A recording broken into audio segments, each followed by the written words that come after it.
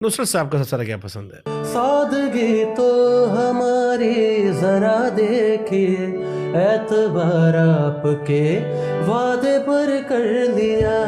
अधिकतर गाने पॉपुलराइज वही हुए जो दिल तोड़ने वाले थे, जो नहीं भी पीते थे उनको भी सुनने के बाद उतना नशा हो गया। दिल तो सबका टूटता ही है, और कुछ लोगों का तो टूट के पाउडर भी बना हुआ है।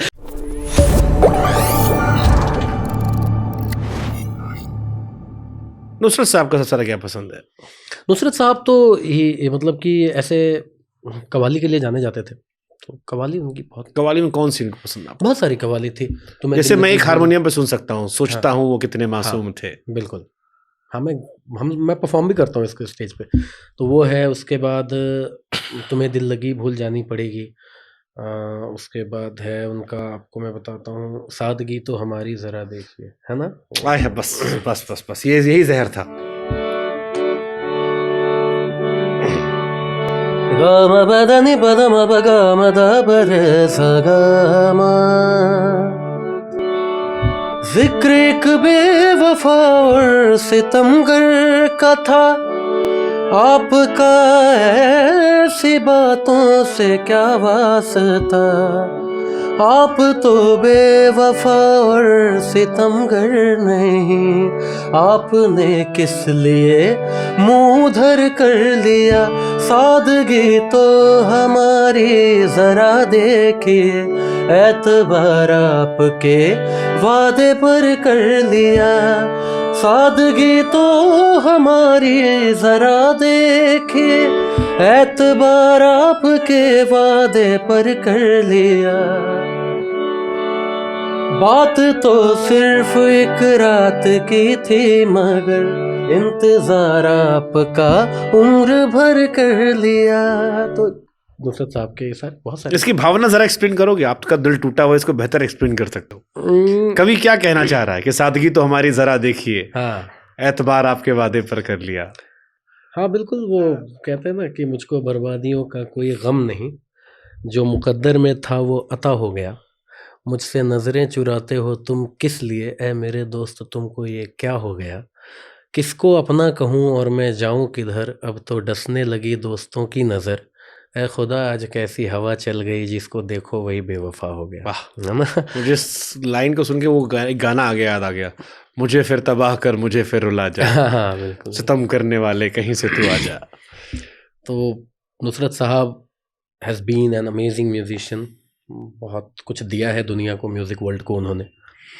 और म्यूज़िक, बट फिर मुझे लगता है अच्छे लोग जल्दी चले आते हैं। मुझे कई बार लगता है कि नुसरत साहब हुए, जगजीत साहब हुए, कुछ दिन और रह जाते तो कहानी अलग हो जाती। बिल्कुल बिल्कुल, ये थोड़ा जल्दी चले गए। उस्ताद जाकिर हुसैन साहब रिसेंटली गुजर गए। मतलब बहुत दुखद है ये सब, इतने कम उम्र में। नुसरत साहब की ना 45 या 50 की उम्र में गुजरे थे। राशिद खान साहब गुजर गए इधर। रफ़ी साहब जल्दी चले गए। थे। किशोर दा जल्दी चले गए। लेकिन इतना दे गए दुनिया को कि वो सारे, जब तक दुनिया रहेगी तब तक ये लोग रहेंगे। भोजपुरी लोकगीत नहीं गाते आप? बहुत कम। क्यों?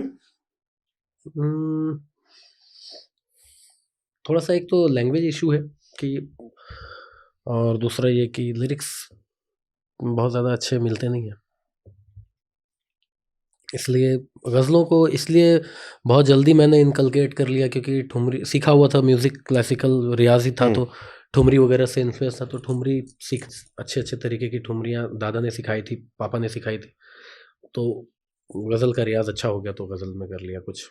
लेकिन कभी ये बारे परेशान नहीं करता कि बिहार में संगीत सीखने के लिए कोई संस्था अच्छी नहीं है? अगर कोई बच्चा संगीत की तरफ इच्छुक भी है तो उसे संगीत को लेकर एजुकेशन नहीं है। जैसे मैं वेस्ट बंगाल अभिजीत गांगुली के साथ बैठा था मैं, तो उन्होंने कहा कि हमारे बंगाल में बच्चा जो है बचपन से म्यूजिक सीखना शुरू कर देता है। बिल्कुल, रिस्पेक्ट भी है, अपॉर्चुनिटीज भी है, और एक कल्चरल एक्टिविटी के तौर पर सिखाया भी जाता है, इनकरेज किया जाता है। ये लगता है आपको कि बिहार में ये चीज़ है जहाँ पर बिहार के सारे म्यूजिशियंस को कम से कम आने वाली जनरेशन के लिए काम करना चाहिए? बिहार में एक तो अभी आपने कुछ देर पहले एक टॉपिक उठाया ना कि लोग क्या नचवा रहे हैं अपनी बेटी को, क्या गवा रहे हैं अपनी बेटी को।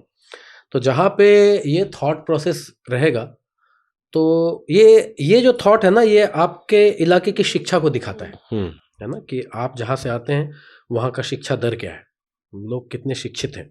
जो कि ऐसी सोच रखते हैं। कोलकाता, वेस्ट बंगाल, आखिर अंग्रेज आए थे तो सबसे पहले कोलकाता ही आए थे, अगर ईस्ट इंडिया कंपनी की बात करें तो, क्योंकि उन्होंने कोलकाता में वो कल्चर देखा, यहाँ सब कुछ है। बिहार में इस मामले में बिहार बहुत पिछड़ा हुआ है, आज भी है। अब जो उसमें से क्या होता है ना कि अगर 50 अंधे हैं कहीं पे, वहाँ पे कोई एक काना निकल आया तो वो राजा है। वहाँ के संगीतकारों की जो मेंटालिटी है, मतलब इसमें मुझे कोई गुरेज नहीं है बोलने में कि जो गुरुजी लोग भी जो सिखा रहे हैं, मतलब अगर सिखा रहे हैं तो अगर उनको 10 आता है तो अपने शिष्य को 8 ही बताएंगे, क्योंकि उनको गुरु बन के बैठे रहना है। ये सच्चाई हाँ, है। ये हमारे मीडिया इंडस्ट्री की भी कहानी है। हाँ बिल्कुल। मुझे याद है कई सीनियर्स की बात, ज्यादा मत सिखाओ, हाँ उतना सिखाओ जितने तुमसे पूछते आता हाँ, रहे। बिल्कुल बिल्कुल। तो ये है। और दूसरा ये कि उसको मत सुनो, उसको मत सुनो। म्यूजिक ना, music is a universal language Shubhankar ji, है ना, कि इसको, और इसमें कहते हैं, मेरे दादा कहते थे कि संगीत एक ऐसा समंदर है जो कि इसके बाहर सारी जिंदगी कंकड़ चुनते रह जाओगे, इसमें पाँव नहीं रख सकते हो तुम, चाहे कोई भी फनकार हो, कोई कितना भी बड़ा उस्ताद हो, कितना भी बड़ा पंडित हो, सब लोग इसके बाहर कंकड़ चुन रहे हैं। तो और वहां पे ना क्या है कि अगर कोई गुरुजी हैं, अगर आप उनके पास किसी और गुरुजी की चर्चा कर दो जाके, तो अगले दिन तक तो खाना नहीं खा पाएंगे वो, आपसे नाराजगी अलग। ये मैं देखा हुआ है मेरा, है ना। मेरे पापा एक बात कहते थे कि सुनो सबको, जितना सुनोगे संगीत उतना बड़ा होता चला जाएगा। ये आज नहीं है। आज अरे वो क्या गाएगा, अरे वो क्या गाएगा, तुमको मैं जो बता रहा हूँ वही बिल्कुल नहीं। म्यूजिक इतना बड़ा है कि हम लोग, मतलब आपको बताएं तो उसमें एक इतनी छोटे तिनके हैं कि दिखेंगे भी नहीं, इतना बड़ा है म्यूजिक। ठीक है, एक बड़ा अच्छा शेर सुना था मैंने कि इंसान की ख्वाहिश को इंतहा नहीं होती, 2 गज जमीन चाहिए 2 गज कफन के बाद। आपकी क्या इंतहा है, क्या तमन्ना है यहाँ से? जब तक जीऊं सुर में रहूं। जब भी कभी, यूजुअली कभी इतना जाता नहीं हूँ, लेकिन कभी भी भूले भटके अगर कहीं मंदिर दर्शन हो गए, कहीं पूजा पाठ है, वहाँ पे ईश्वर से प्रार्थना करनी होती है, तो ये नहीं कि मुझे बंगला गाड़ी देना, ये देना, वो होना होगा हो जाएगा, नहीं होना होगा नहीं होगा, उसके पीछे उतना उसके लिए कोशिश करते हैं हाँ। बड़े मंच के लिए कि बॉलीवुड में जाएं या कभी किसी रियलिटी शो में? नहीं, जितना मिलता है उतना करता हूँ, ये सच्चाई है। मतलब हाँ, एक है कि एक एफर्ट जो है, मतलब मैं, लेकिन ज्यादा एफर्ट है अच्छा गाने के लिए। और जो प्रार्थना होती है यही होती है कि जब तक जिंदा रहूं, चाहे अगर कल मरना हो तो आज तक सुर में रखना भगवान, इतनी इच्छा है। वो नहीं कि एक उम्र ढल गया और अब सुर नहीं लग रहे हैं, गला कांप रहा है, शरीर काम नहीं कर रहा है, वहां तक वो नहीं देखना है बस। क्योंकि मेरे बाबा जब बीमार थे, मुझे याद है वो जब बेड पे थे उस वक्त, हम लोग, मेरे घर में उस वक्त संगीतकार लोग आते थे, 10-12 संगीतकार, 4 तानपुरे, हारमोनियम, तबला लगा रहता था।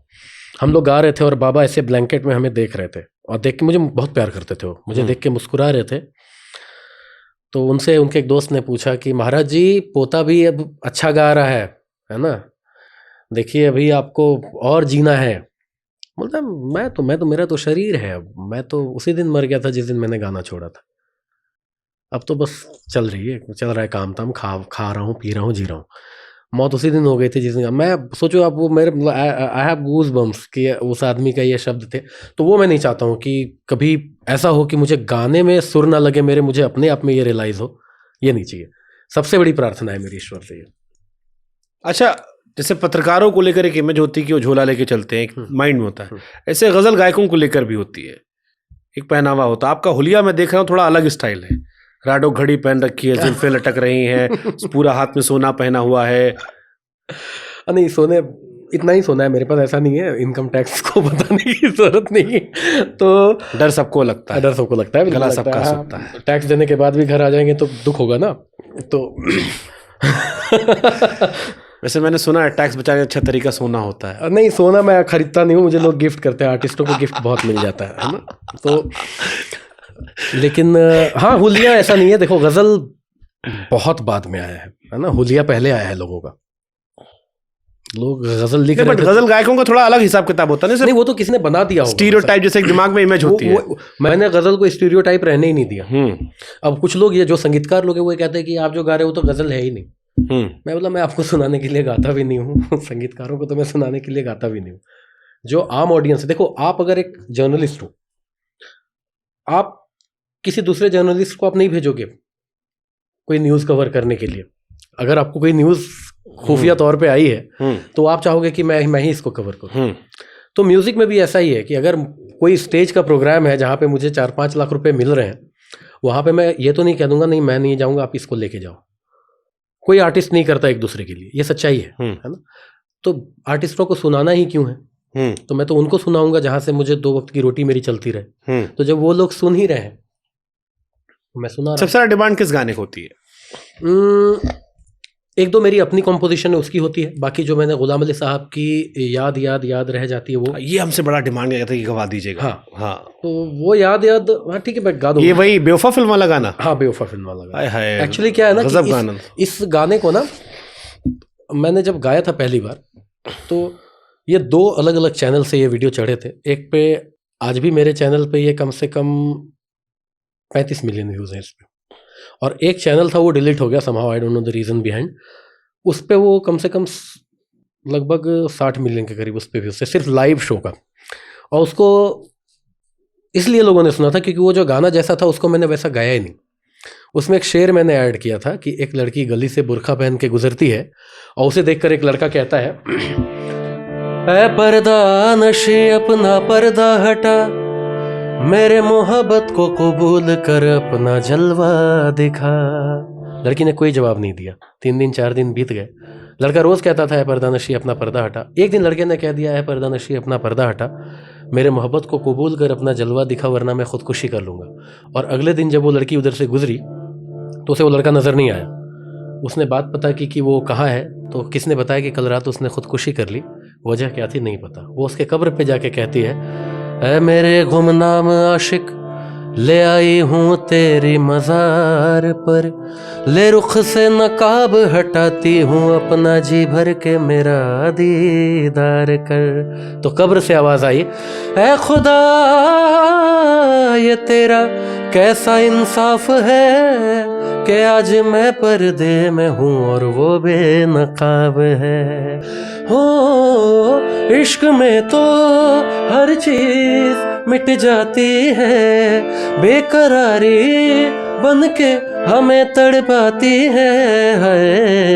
याद याद याद बस याद रह जाती है, याद याद याद बस याद रह जाती है। याद में देखो बना है ये हंसी ताज महल, याद में कोई लिखे शामो, याद याद याद बस याद रह जाती है।